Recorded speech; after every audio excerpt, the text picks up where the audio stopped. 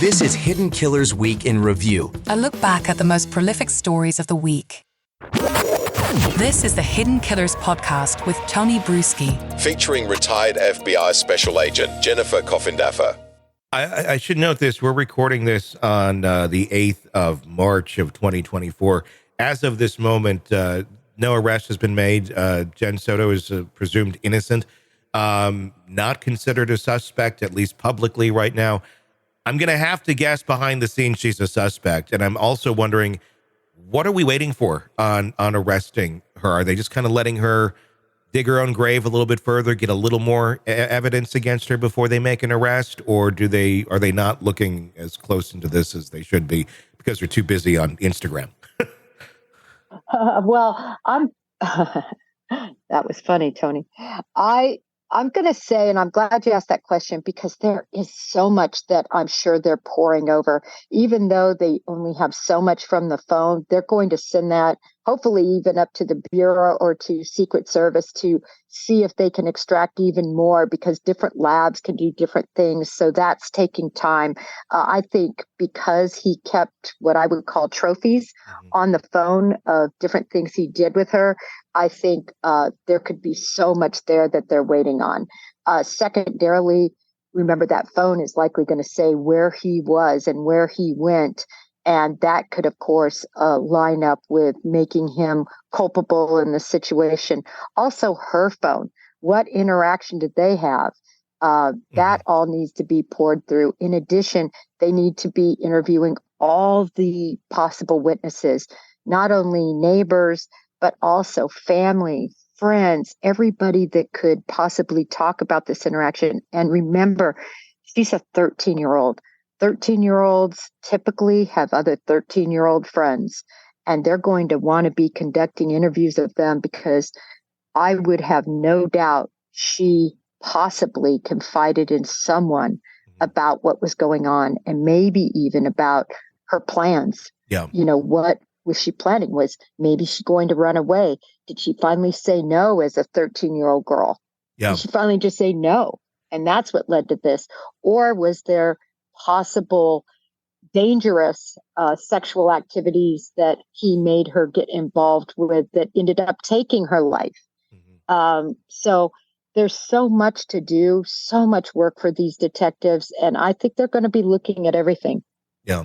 I mean, she did on her, I believe it was on her phone, or she told friends, what we heard, that she wanted to go live in the woods upon her 13th birthday. I mean, if you're in a happy, loving home, you're not wanting to go trade that in to live in the woods. That was a big tell right there of the abuse and trying to escape it, or having a dream to escape it in some way, shape, or form.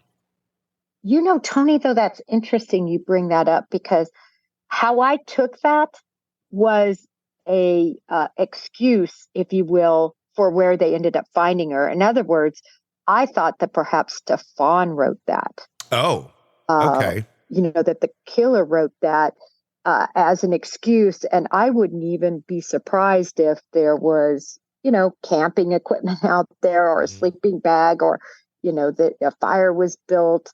In other words, that, she just went out there and died of hypothermia, or took her own life, or, we don't know exactly how she died. Yeah. In specificity. So was that a setup? Was that a setup? That's how I took it. But that's interesting. Yeah. I mean, I could see that, like, them thinking they're going to outsmart the authorities. Like, oh, look, she said she wanted to go live in the woods. She did. Oh, she died.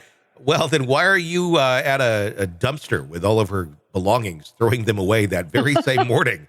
Like, it doesn't seem to add up with a 13-year-old who decided to go live in the woods. Like that, you wouldn't be doing that. Yeah, no, exactly. There's a lot already, that came out in that probable cause affidavit, and that's the tip of the iceberg. That's what they could get him held with right away. Yeah. As they dig deep, deep, deep. And I think, unfortunately, we're going to see a very grim picture of a brutally, treated, sexually assaulted young girl, maybe beyond even that 2 years, ever since they were involved with each other. We'll see if Mama ends up being also caught into this web. I don't see how she wouldn't be.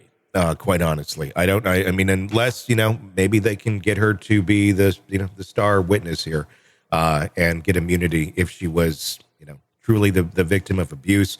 I mean, hell, Kayla Montgomery's getting out. I could see, something happening here with Jen Soto to get her freedom or a much lesser penalty if in fact she wasn't the one who was necessarily carrying out the abuse, but certainly had some sort of knowledge of it or allowed it to happen under her watch. Right, and helped, aided and abetted in any way, harbored, or otherwise, help dispose with that indicia. I mean, I know that they have him pinned with that, but we'll see if based on what I thought were contradictory statements, if she was intricately involved. Want to listen ad-free? Want advanced access to all of our interviews before anyone else?